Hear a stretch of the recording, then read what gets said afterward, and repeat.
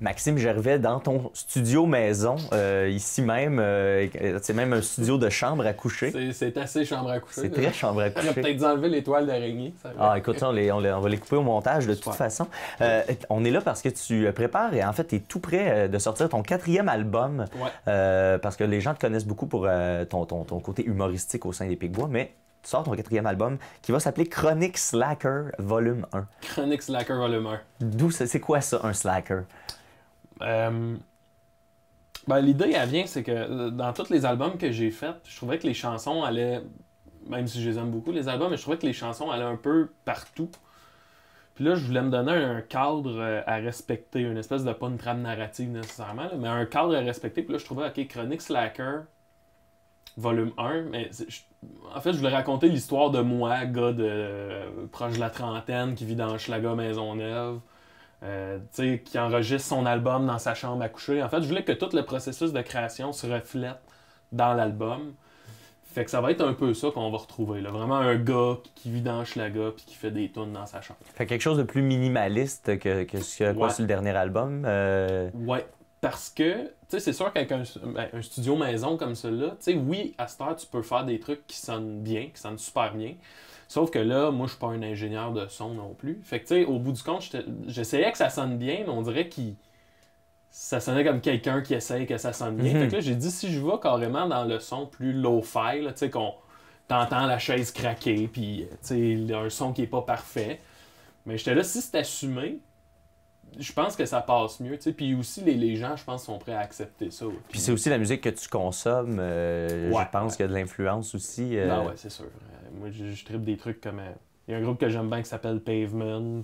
Il y a Jean Leloup derrière toi qui a sorti un album, justement, qui est un peu moins produit peut-être que ses autres albums. Il disait lui-même que là, il s'est trouvé des musiciens, ils ont enregistré les tunes le plus minimaliste possible. Un gars avec ses musiciens, puis d'attitude. Ouais, c'est peut-être un... Ouais, ça ressemble un peu à ça comme démarche, ça. Une espèce de retour à quelque chose de plus cru. Puis, tu enregistres, comme tu disais, tout ça ici même, dans ce studio-là. Ouais. Est-ce que c'est la première fois que tu enregistres ici, dans ta chambre à coucher? Ouais. Fait que c'est comment c'est le processus? Qu'est-ce qui t'a décidé à faire ça chez vous, tout seul? Ben, ça vient... Tu sais, c'est sûr qu'à la base, ça vient avec les moyens que j'ai pour enregistrer l'album. Tu sais, j'ai pas une équipe derrière moi. C'est vraiment...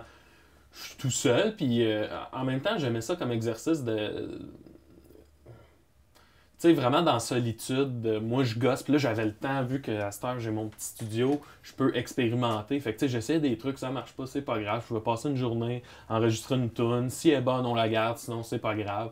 Fait que là, la différence avec les autres albums, c'est que j'avais vraiment tout mon temps pour essayer des trucs, aller choisir, faire des expérimentations, puis ça apparaît aussi dans le résultat final, là. Ça va, ouais.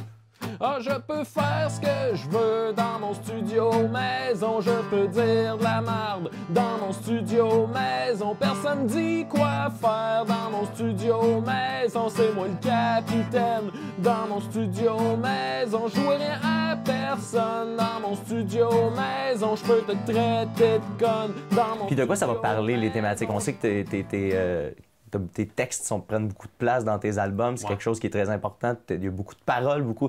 Et là, on se dirige vers quoi dans cet album-là au niveau des paroles? Mon dernier album parlait beaucoup de mon arrivée à Montréal. C'est ça, le gars qui arrive dans la ville. Là, ça fait déjà 3-4 ans que j'habite ici.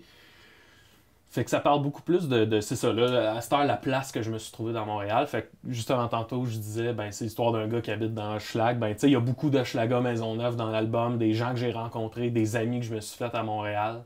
Une peine d'amour dans tout ça.